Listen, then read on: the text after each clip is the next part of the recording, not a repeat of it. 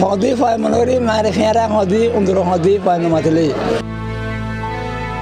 জানালার দিকে পা রেখে বিছানায় শুয়ে শুয়ে মোবাইল টিপছিলেন বোয়ালখালীর মোহাম্মদ আরমান তালুকদার। এই সময় পায়ে বিষাক্ত পদ্ম খোকরা কয়েকবার ছোবল দিলেও পিঁপড়ার কামড় ভেবেছিলেন তিনি। দুয়া দিয়ে পায় মাতলে তিন দিয়ে আর হরদ ভাই আর হদি মারে হদ আর মাথা দাঁড়ো বান্ধে হদ আর মাথা দাঁড়ো। পরক্ষণে সাপে কাটার বিষয়টি টের পেলে জানান স্বজনদের। ততক্ষণে গোকরার বিষ ছড়িয়ে পড়ে আরমানের পুরো শরীরে। ছটফট করতে থাকেন তিনি। মাত্র ৩ ঘন্টার ব্যবধানে স্মৃতি হয়ে যান তরতাজা এই তরুণ। নিভে যায় জীবন প্রদীপ। কিছু ন দেখি আর 2-3 টুপ দিয়ে আনার পরে বেজাতে হাত করে ডাক দিয়ে আর কিছু ন স্যালাইন দিয়ে অক্সিজেন দিয়ে এর দূর ফুটছেস আর ফুতুরনো হলেন। নিহত ২১ বছর বয়সী আরমান বোয়ালখালীর আহুলা করলডেঙ্গা ইউনিয়নের তালুকদারপাড়া এলাকার জহির আহমদের ছেলে।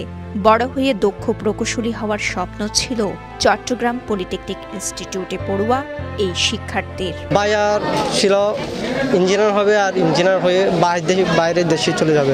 ও আমাকে মেসেঞ্জারে মেসেজ দিয়ে বলছে যে চল বের হয় ঘুরতে যাই। এখন ধরতে গেলে মানে আমাদের ঘোরার মতন এরকম বন্ধু আর হারিয়ে ফেলছি আমরা।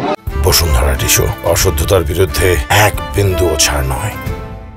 স্বজনরা জানান আরমানকে সাপে কাটে গেল সোমবার রাত 11টায়। দ্রুত তাকে উদ্ধার করে নিকটবর্তী পটিয়া উপজেলা স্বাস্থ্য কমপ্লেক্সে নিয়ে যান স্বজনরা। সেখানে এন্টিভেনম না থাকায় চিকিৎসকের পরামর্শে চট্টগ্রাম মেডিকেল কলেজ হাসপাতালে নিয়ে যাওয়া হয়, কিন্তু ততক্ষণে অনেক দেরি হয়ে যায়।